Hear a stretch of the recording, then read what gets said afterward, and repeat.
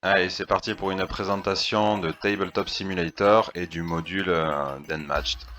Donc du coup, quand on arrive dans Tabletop Simulator, donc on voit qu'on a la possibilité soit de joindre une partie qui a déjà été créée, soit d'en créer une soi-même.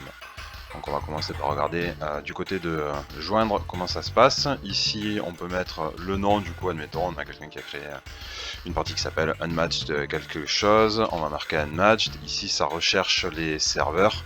Et on peut donc double-cliquer et ensuite il faudra rentrer le mot de passe s'il a été défini donc par notre utilisateur. Là en l'occurrence maintenant on va s'attacher donc plutôt sur la création d'un serveur et ensuite on va regarder un petit peu dans le module ce qui se passe exactement. Donc on fait create, on peut le faire soit en joueur seul, multiplayer ou hot seat, qui permet le hot seat du coup de jouer avec une autre personne qui serait dans la même pièce. Là en l'occurrence on est intéressé par la partie online, donc on va faire multiplayer. Ici on rentre le nom du serveur, donc Unmatched Game, peu importe. Ici on peut choisir si on veut que ce soit public, entre amis ou autre. Bon, la plupart du temps on va mettre public, ça change pas grand chose. On met un petit mot de passe quand même, parce que sinon voilà, il y a des personnes qui peuvent se greffer à la partie. Et ça m'est déjà arrivé notamment d'avoir une espèce de bot qui arrivait et qui saccageait la partie. Donc voilà, c'est bien de mettre un petit mot de passe pour protéger le truc. On peut mettre un maximum de joueurs supérieur à 2 si on veut qu'il y ait des personnes qui puissent venir en tant que spectateurs. C'est possible. Donc là on laisse comme ça, du coup on fait create server. Et là on a donc toutes les options de jeu qui sont disponibles. Donc nous en l'occurrence le module Unmatched c'est le workshop. Donc on va juste aller cliquer ici, donc on va faire load. Et le module va se charger. On arrive donc sur la table de jeu, on voit qu'on a ici à gauche un petit encadrement, une petite fenêtre qui nous permet de choisir un personnage, choisir une map, tout débarrasser et reset la vue. Donc là par exemple si on fait select character, donc ça nous met face aux personnages qui sont présentés dans le module de base d'Unmatched, sachant qu'après on peut rajouter des persos voilà, en tant qu'objet sauvé, mais de base on a déjà accès aux 3 boîtes que sont Battle of Legends 1, Robin des Bois vs Bigfoot et Cobblend Fog. Donc là admettons on va choisir un personnage, on va prendre Sinbad, on fait le reset view, donc ça nous ramène sur notre vue de base. Et on peut également dans la foulée aller choisir une map. On va envoyer Sinbad chez lui à Sarpedon. On fait reset view à nouveau et on arrive donc ici avec donc notre Sinbad et la map qui est un petit peu loin de nous. Donc là on va voir un petit peu donc comment est-ce qu'on déplace les objets et comment est-ce qu'on manipule la vue de la caméra. Donc pour les objets, on peut soit déplacer un objet seul, donc on sélectionne notre objet, on clique dessus et on le déplace, rien de particulier. Quand on a par exemple un jeu de cartes dans lequel il va y avoir plusieurs objets, puis plusieurs cartes, si on clique juste rapidement et qu'on fait glisser, on va déplacer qu'une seule carte. Si on veut déplacer tout le deck, on va laisser appuyer le temps que le paquet se soulève et ensuite on va pouvoir le placer où on veut. On va le mettre ici, on va déplacer l'autre carte à côté, on va déplacer notre sidekick par là et on a ici donc nos cadrans de points de vie. Donc on peut également donc, alors comme je l'ai fait là, on fait glisser donc du coup avec le curseur en sélectionnant, ça permet de choisir plusieurs objets en même temps et de les déplacer ensuite simultanément.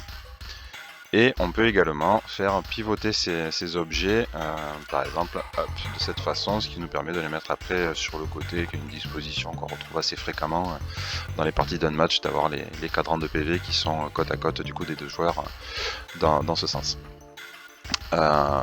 Donc pour faire ça, on peut le faire avec les touches, on sélectionne nos objets, ou on met même juste le curseur au-dessus d'un objet, et on va appuyer sur les touches A pour aller dans un sens, et E pour aller dans l'autre. Donc après avoir dans la configuration des raccourcis clavier, il est possible que certains raccourcis soient configurés, que de base votre TTS soit configuré en QWERTY, donc il faudra peut-être faire des modifs voilà, en fonction pour le clavier AZERTY. Une fois qu'on a vu ça, donc du coup on est quand même un petit peu loin de la table. Donc la première chose c'est qu'on peut zoomer sur la table avec la molette de la souris, donc on avance, on recule. On peut également jouer sur se déplacer au niveau de la table en avant ou en arrière en utilisant, et à gauche et à droite, en utilisant les touches Z, Q, S et D. Donc là aussi pareil, il faudra peut-être les configurer selon que c'était en QWERTY de base ou pas. Et on peut également jouer sur l'angle de vue au bas et gauche-droite avec le curseur pour modifier l'inclinaison dans un sens ou dans l'autre. Donc voilà, là on a tout intérêt à ce que ça soit relativement central, qu'on ait à peu près tous les éléments du coup dans la vue et qu'on n'ait pas besoin de faire à chaque fois 36 000 changements, à chaque fois qu'il va se passer un truc, il y a une carte qui va être jouée. C'est bien d'avoir une vue qui est calée et qui bougera pas jusqu'à la fin. Donc ensuite, on va voir quelques raccourcis clavier qui sont assez pratiques. On a le premier qui est celui de mélanger, puisque la première chose qu'on va faire, ça va être de mélanger notre deck. On se met au-dessus du deck et on va appuyer plusieurs fois sur la touche R. À chaque fois, ça mélange un coup, donc ça mélange proportionnellement, ça mélange pas tout d'un bloc la première fois qu'on appuie sur R. Donc comme on le ferait dans la vraie vie, on va appuyer quelques fois pour mélanger plusieurs fois. Et ensuite, donc, on va pouvoir prendre les cartes dans la main. Alors, il y a deux façons de le faire. Soit on les prend et on les fait glisser dans notre main, sachant qu'en fait si on va vers le bas comme ça ici, on voit qu'il y a une petite barre blanche qui apparaît là tout le long du bord, qui veut dire que là ça va atterrir dans notre main. Et ce qui se passe en fait quand la carte est dans notre main, c'est que techniquement elle apparaît ici sur ce bord de la table. Mais pour plus de facilité, de simplicité pendant le jeu, elle apparaît également du coup en bas de notre écran où qu'on soit. Donc on peut les faire glisser dans la main comme ça une par une, ou on peut choisir de mettre plusieurs cartes dans la main d'un coup en utilisant les touches de 1 à 0 qui sont au-dessus des lettres. Pas le pavé numérique qui est à droite du clavier, mais les touches en haut du clavier. Donc si par exemple là j'appuie sur 5, je vais mettre 5 cartes dans la main d'un coup et qui apparaissent en plus directement dans le bon sens. Ce qui m'amène à la touche F qui permet de retourner les cartes pour les rendre visibles ou au contraire pour les cacher. En sachant que là, toutes les cartes qui sont dans ma main sont visibles de moi, mais sont bien sûr invisibles de l'adversaire, qui lui ne voit que le dos, comme ça. Et par contre, du coup, au moment où je vais vouloir jouer ma carte, si j'attaque mon adversaire, par exemple avec un Momentous Shift, je vais retourner ma carte, il faut bien y penser avant de la jouer, sinon on va la jouer visible, et autant dire qu'en termes de mind game, ça va être assez limité. Donc je prends ma carte, je la fais glisser à l'extérieur, je la dépose, mon adversaire fait de même, une fois qu'on a tous les deux déposé la carte, on la retourne, avec la touche F toujours.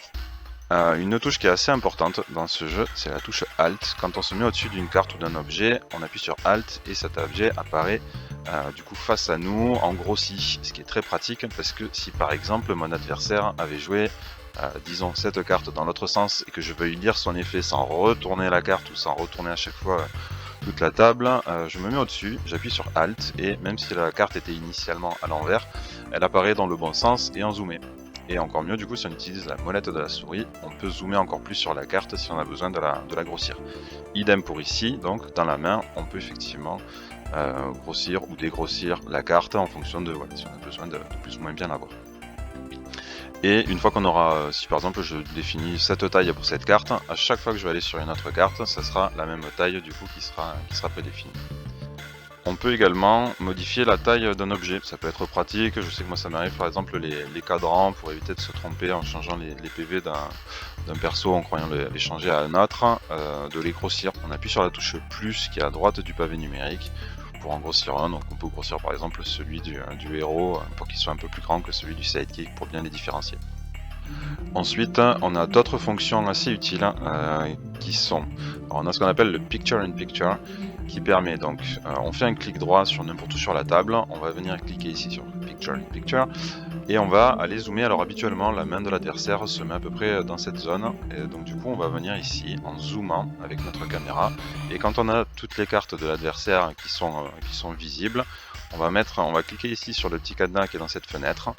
Et du coup cette vue va rester en place en permanence, ce qui va nous permettre de voir à chaque fois le nombre de cartes que l'adversaire a en main, sans avoir là non plus à chaque fois à revenir voir comme ça, on a toujours l'information directement en visuel.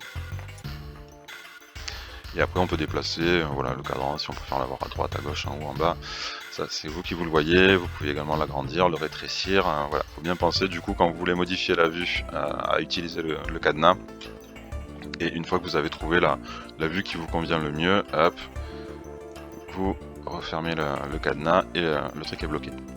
On a aussi une autre, alors vous savez probablement que dans Unmatched, la défausse est une donnée publique, ce qui nous permet de consulter, on a le droit de consulter la défausse à n'importe quel moment de la partie. Alors pour ça, Donc là je sélectionne toutes mes cartes déjà pour les regrouper ensemble. Hop, je vais faire la touche G, c'est un raccourci que vous aurez peut-être l'occasion d'utiliser. Et admettons que ma défausse est ici, je peux aller regarder son contenu en me mettant dessus et en faisant un clic droit, Search. Et ici, voilà, on voit toutes les cartes dans l'ordre où elles ont été jouées. On voit qu'il y a un petit numéro à chaque fois en dessous, voilà, qui nous dit l'ordre dans lequel elles ont été jouées. Donc ça permet de savoir exactement à n'importe quel moment de la partie voilà, quelles cartes ont été jouées, sachant qu'il y a une autre façon d'aborder la situation que j'apprécie particulièrement, qui est en fait de tout simplement mettre les cartes comme ça, à chaque fois, toutes les cartes uniques directement affichées les unes à côté des autres, de façon à ce qu'il n'y ait pas besoin à chaque fois d'aller faire cette manip. Voilà, le compte, on les met comme ça, on voit à chaque fois le nombre de cartes de chaque qui a déjà été joué. Donc voilà, c'est une autre possibilité aussi pour faciliter, pour gagner du temps, pour pas à chaque fois passer 3 plombes à aller chercher dans la défausse. Et on voit enfin donc que au-dessus du deck, quand on passe la souris au-dessus du deck, on a un petit chiffre, un petit nombre qui s'affiche, qui est le nombre de cartes qui restent présentes dans le deck. Donc du coup ça permet de voir à tout moment de la partie, d'un simple mouvement de souris, du coup le nombre de cartes qui restent dans notre deck et dans celui de l'adversaire, pour voir un petit peu où est-ce qu'on en est voilà, de la fatigue, et pour éviter de se laisser distancer par l'autre. Voilà, je pense avoir fait le tour. Si vous avez des questions, n'hésitez pas à les mettre dans les commentaires, et voilà, je pourrais soit vous répondre directement, soit éventuellement, s'il y avait besoin, faire une autre vidéo. Allez, bonne partie, à bientôt.